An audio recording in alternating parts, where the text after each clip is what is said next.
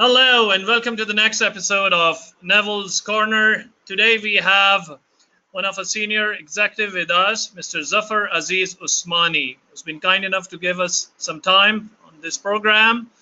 So a quick introduction. Mr. Zafar Osmani is a well-known, renowned, seasoned business professional and carries vast management and leadership experience spanning over 30 years. In his career, Mr. Zafar Osmani has served prominent organizations in senior management and leadership capacities in the human resources, organization development, marketing, and project management functions, such as has been a chief operating officer of Karachi Electric Supply Company, KESC, senior executive vice president, head of HR of one of the largest banks in Pakistan internationally, also Habib Bank Limited, member of Human Resource Management, Central Board of Revenue, CBR, the Government of Pakistan, Senior Executive Vice President, Business Planning, Marketing, IT, and HR at Pak Kuwait Investment Company, which is Meezan Bank, and Regional Director of Compensation and Benefits for Japan, Pacific, Asia, Australia, American Express Bank, and TRS, Singapore. Director, Head of HR for Pakistan and Bangladesh of American Express Bank. He has also worked as an HR manager in Gulf International Bank, Bahrain, Exxon Chemical Pakistan, and Government of Pakistan in different capacities during earlier part of his career. Quite an impressive profile, a very seasoned senior professional. So Neville, over to you to formally proceed with an interview. Thanks very much, Ali, and welcome to all our listeners. And as you well know by now, this is all about giving young people the facts, whether you like them or not, which we're here to strip out the noise, to strip out the myths, and give you some honest opinion from seasoned professionals. They could be young, they could be old, and today we've got a really seasoned professional, and I'm pleased that Zafar has agreed to come on and be grilled at this this little interview process. And I met, just a little insight, I met Zafar a little over a year ago now, when I was at the Lead 2017 conference in Karachi in Pakistan, and we shared a speaking platform, and there was a lot of talk about a VUCA world or a VUCA world, depending on how you want to spell it, pronounce it. And I think I sort of dropped a bomb in everyone's mind to say I'd worked in oil and gas for nearly 30 years, and it was always vulnerable, it was always unexpected, and never a dull moment. So I had a few people raise their eyebrows and saying, well, it's only just about reached us. But that's how we met. So we're going to get straight into the nitty gritty, and I'm going to ask the first question, and it's going to be quite a wide question to start with, pretty open one. So Zafar, what do you think are the biggest challenges that businesses have today as you see it? Thank you, Navi, for a very nice introduction. And yes, as you said, the world is changing. And you have experienced in petroleum industry the change that was there. I experienced when I was in Exxon and in American Express. The change has always been there, and it has always been a very vulnerable and uncertain world.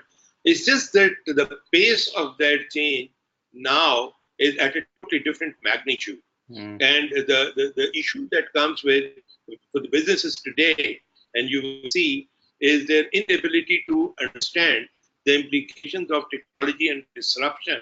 And as we talk, a lot of companies are getting out of business. The issue of disruption is, broadly speaking, the elimination of intermediation of companies with Amazon.com and Alibaba taking over the distribution system.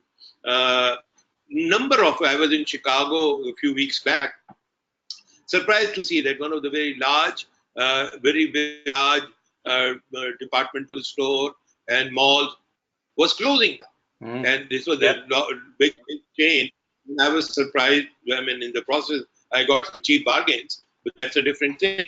But the thing is that why these companies, why these distribution, huge shops and plazas are closing, is because everybody and most people have an option now to just sit at home and just open the computer, log into these distribution electronic network. Not only give you the thing that you are looking for, They also show you 5 other options. They show you the quality, they show you the price range, they show you all other things. So really, the job of going to the supermarket and browsing through the shelf is becoming less and less required, and people are becoming more dependent on technology. The same is with Uber, same is with Airbnb. So a lot of changes are going to take place, which we have anticipated, and partly we cannot comprehend now, that are going to have an impact on businesses. The biggest challenge to businesses are twofold. One, to be able to understand and comprehend how these changes are going to impact their business. And we are slow. Let me tell you, my real concern with the leadership of the world today, I'm talking about the business leadership of the world today, they are very slow to respond. And they are very slow to comprehend it. And because of their slow response, the issue is that a lot of them are missing the chance.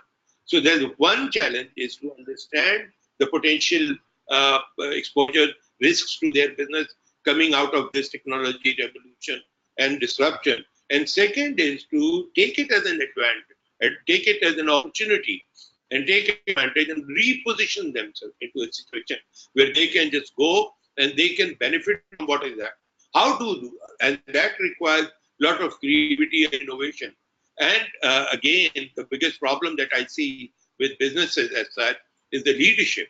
And if I look at the leadership profile of the people today, their learning, even if they are in the 40s, are at least 20 years old, 20, 25 years old learning.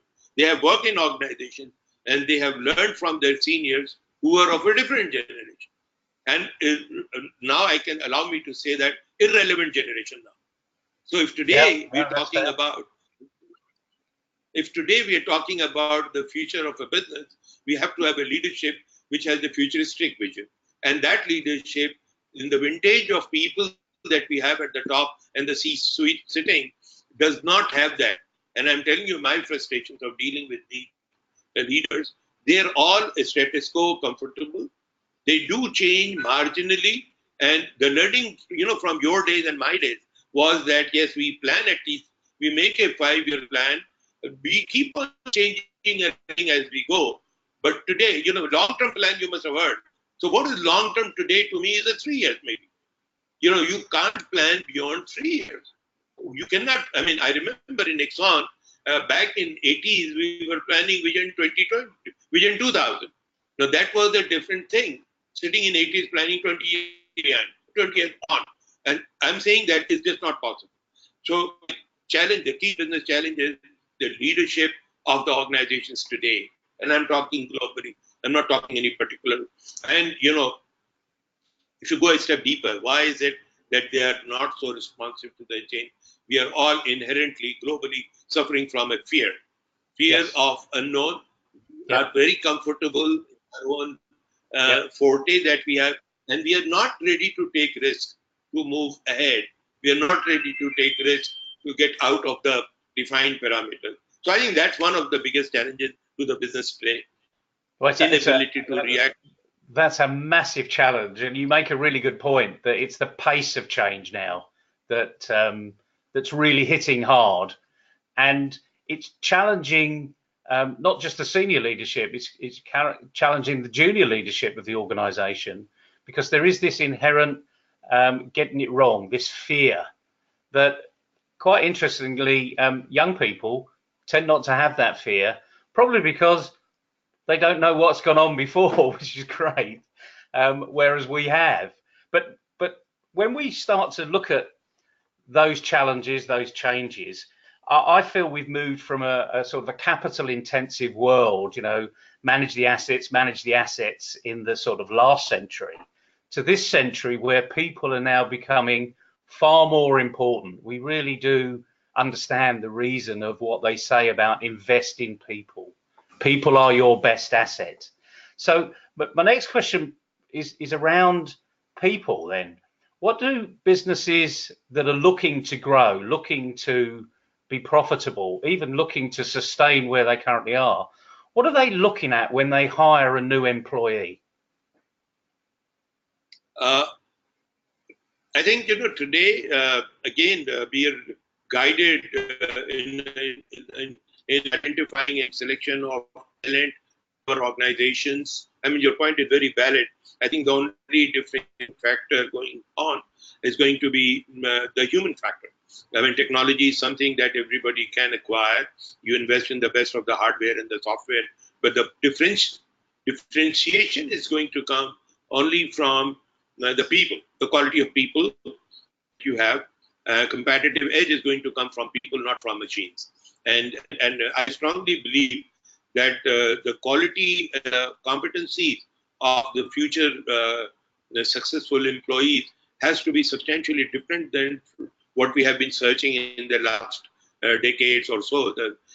Now we're talking about people, especially if we're talking about talent to leadership level, talking about somebody who is totally open-minded, very adaptable, very flexible, and very readily willing to drop the earlier learning.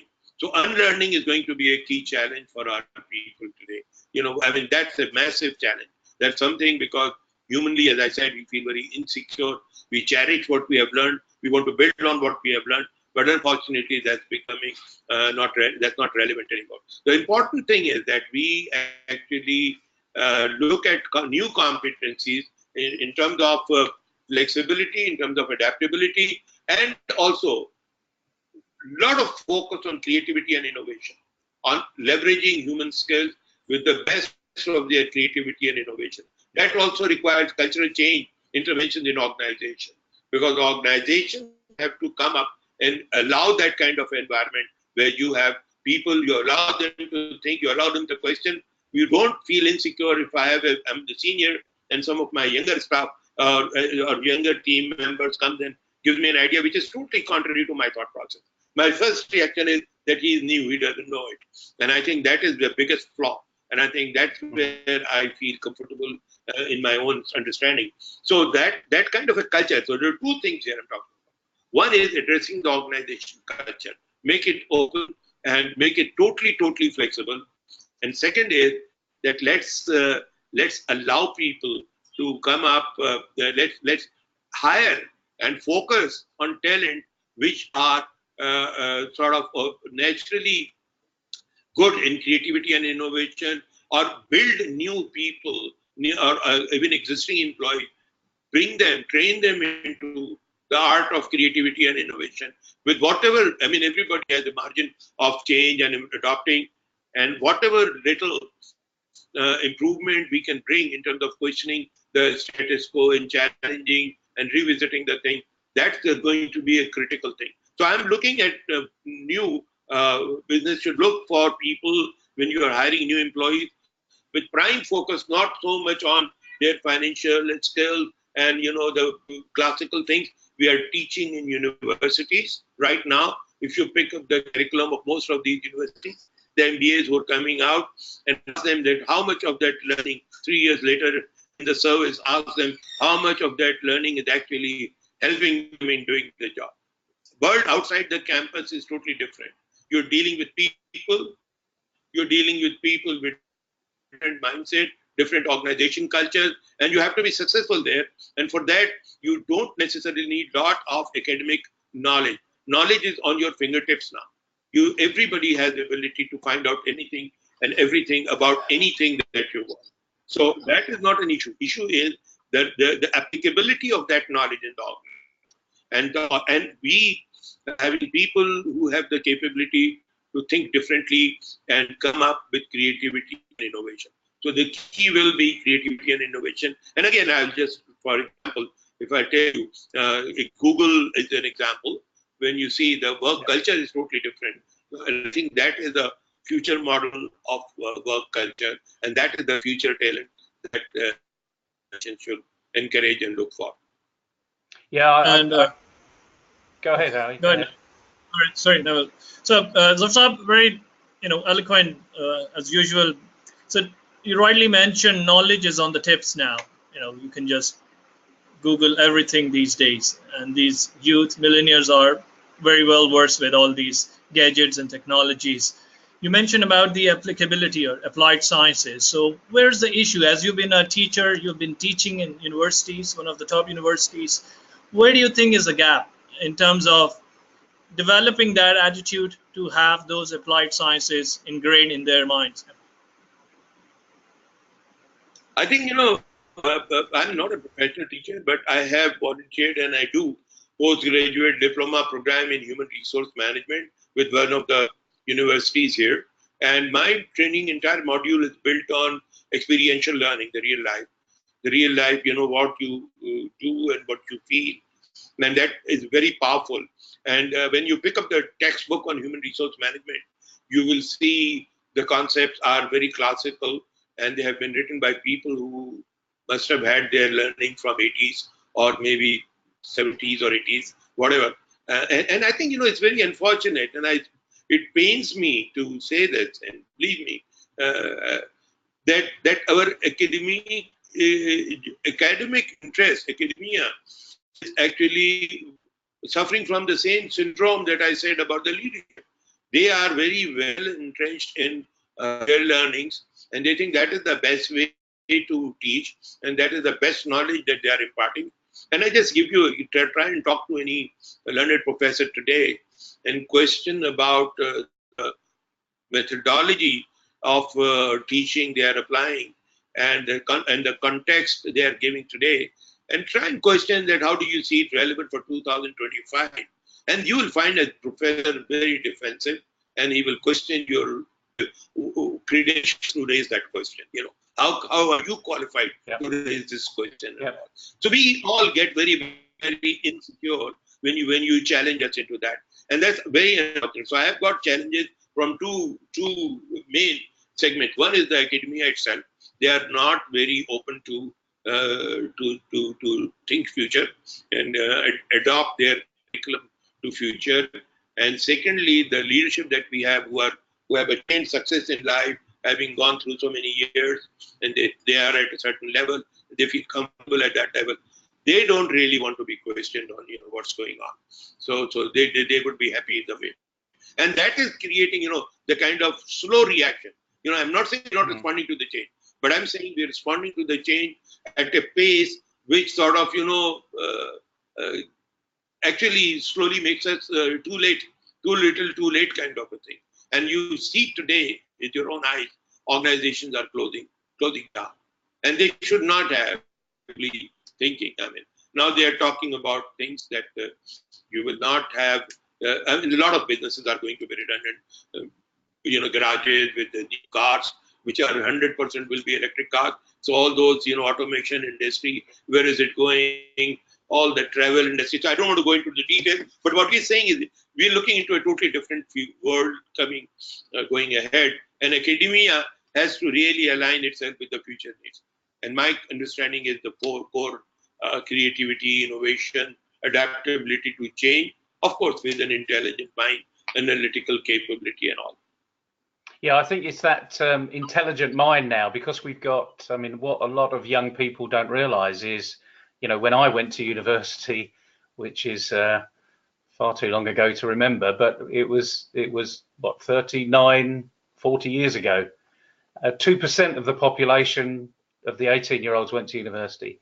Now, over 50% go to university. So the talent pool that people get locked into in certified talent is bigger, because people are more educated, and that's a really good thing. And we shouldn't say that's a bad thing. We should say that we should celebrate that we've got more and more young people going to university.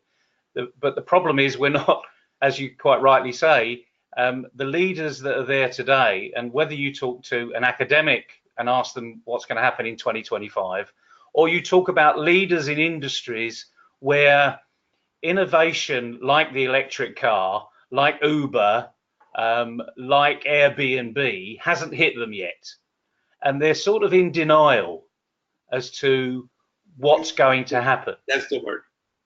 And I say from time to time, particularly with young people that get the joke, denial is not a river in Egypt.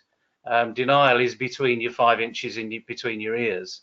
And until we start to get out of that arena and open our mind, because this is about being open-minded, this is about being innovative, and a lot of people think that innovation has to be 100% improvement. Frankly, 1% improvement is innovation. 0.1% improvement is innovation, because at least the wheel starts to turn and you get excited by change. And I think that's what the VUCA arena in oil and gas, I was all excited by change. 2 days were never ever the same, but you had to have the experience to build on taking a risk going forward. So I totally agree with you. People are in denial, and we have slow moving beings, animals, and I actually feel education is probably one of the slowest moving, and yet technology is really should be embraced a bit more. And we're getting lots of young people that are far more qualified in technical aspects, but far less qualified in the application. And fear immediately steps in, as you said, when, you know, if a boss asks people around them, what do you think? And they get an answer they don't like, they don't do it. So if you keep doing that, then That's true. You keep asking the question, what do you think? And they give you an answer and you still don't do anything. If you ask the question again, what do you think? They're going to say, well, what's the point in telling you? Because you're never going to make a decision.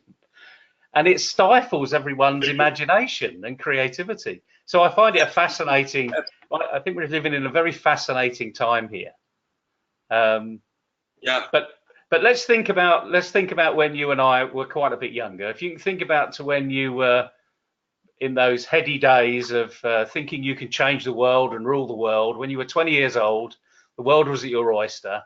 What advice would you give a young Zafar Osmani today? That's a very interesting question. You see, I thought about it, and you know, I mean, that's a new person entering a new world. I have to tell him to acquire a very different kind of competency now. You see, his challenge is not the knowledge that he has. His challenge is not the creativity potential he has, not the ability to think differently and bring new ideas. His challenge is managing the people around who are not going to listen. Managing the people, his bosses, managing the culture, which is not very happily welcoming him in his new ideas. So the biggest thing I would suggest that 20 years gentleman is to acquire a human relations skill, human relation management skill, where you are articulate and intelligent enough to disagree with your boss, but don't let him feel that you are disagreeing. Learn the kind of facilitation skill that I and Navy have to put the idea in mind through multiple ideas. Let him toss one of them and then go and capture, sir, this is a brilliant idea. You want me to work on it? You want me to give the credit of new idea and new thought to the person and build on it. So basically, this is just an example, but really an ability to work in a resistant world, an ability to achieve something. You know, just working, perpetuating under the status quo is not the most effective way.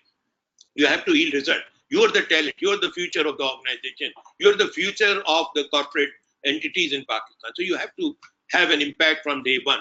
But to have that impact, you need a partnership to a vertical and horizontal level. So the human relations skills is going to be my top recommendation to this person.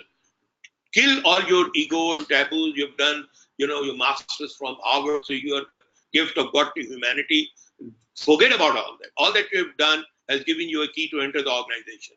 Now here you are with your capability, with your brilliance, with your potential to make a change. And here you have against an odd where people are not welcoming you.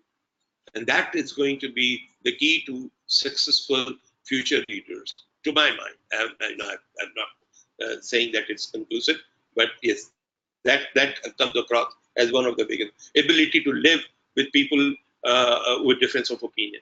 ability to manage them, ability to prevail in a very polite and subtle and diplomatic manner.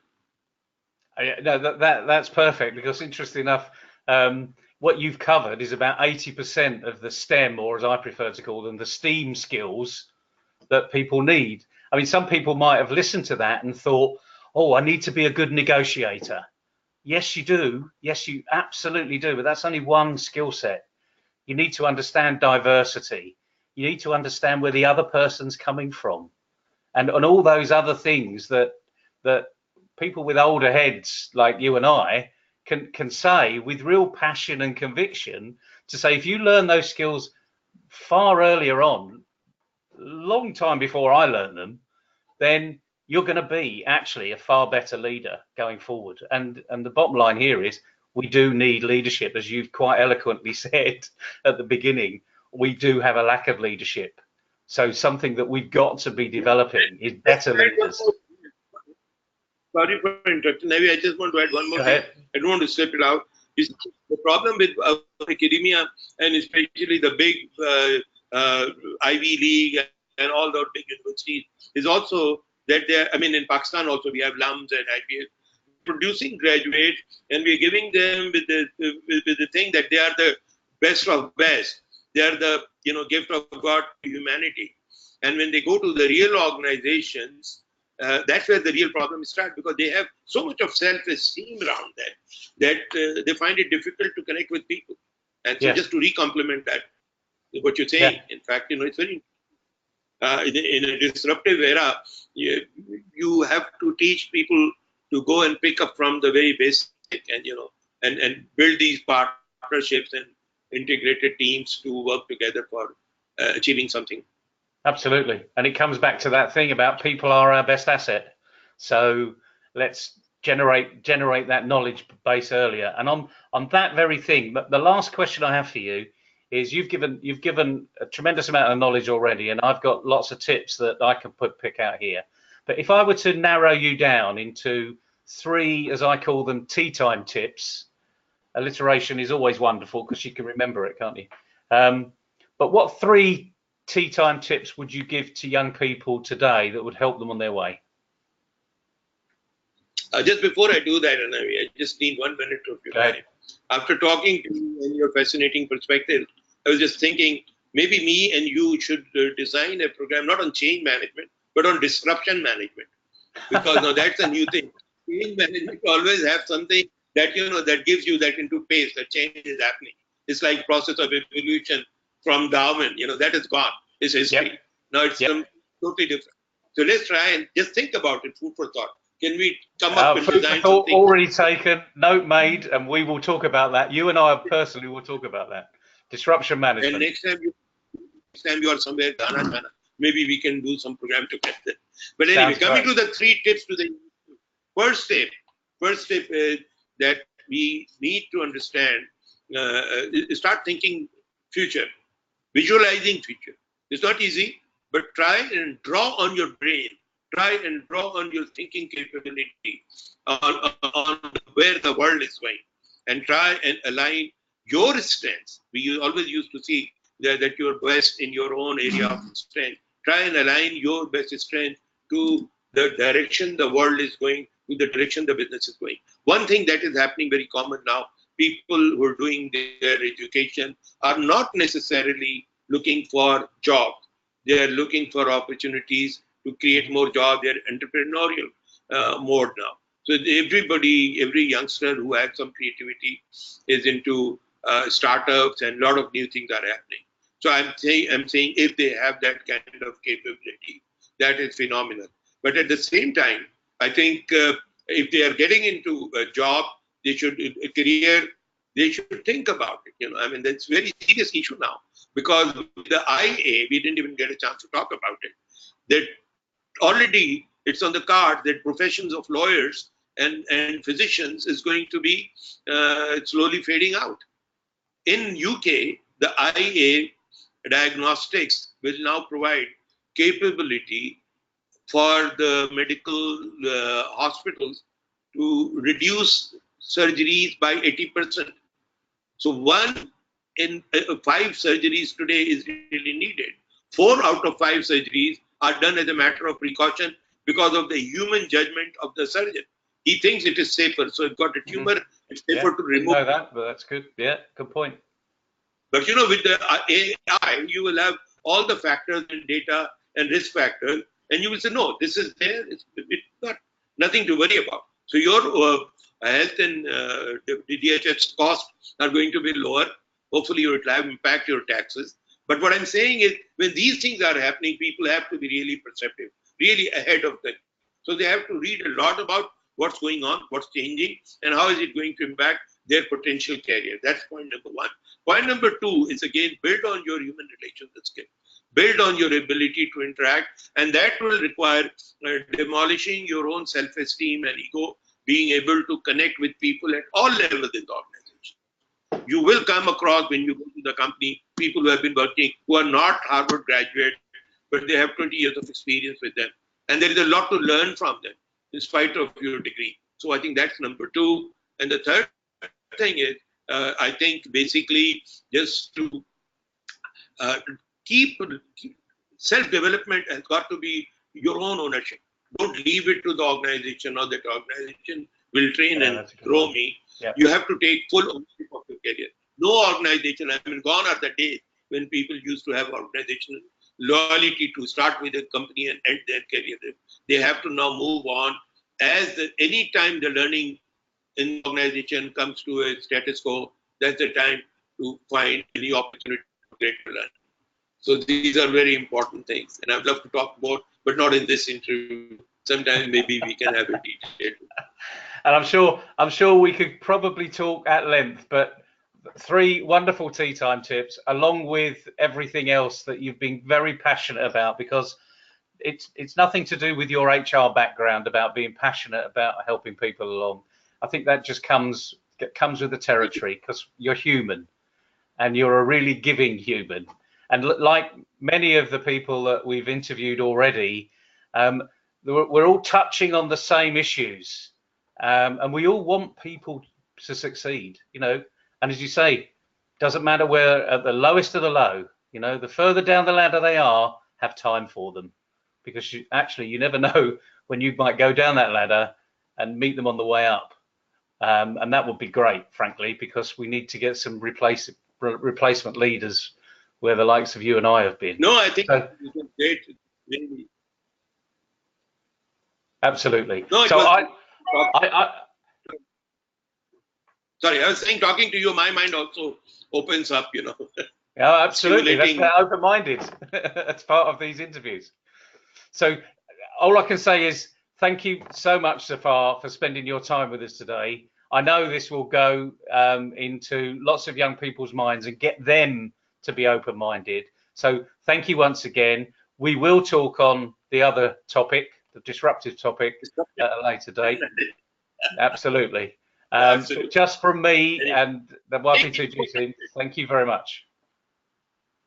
Thank you. Thank you.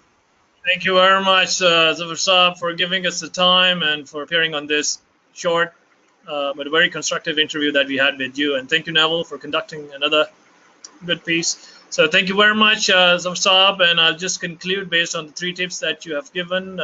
These are gems: visualization, building the ability to interact, and continuous self-development, taking ownership on it. So beautiful.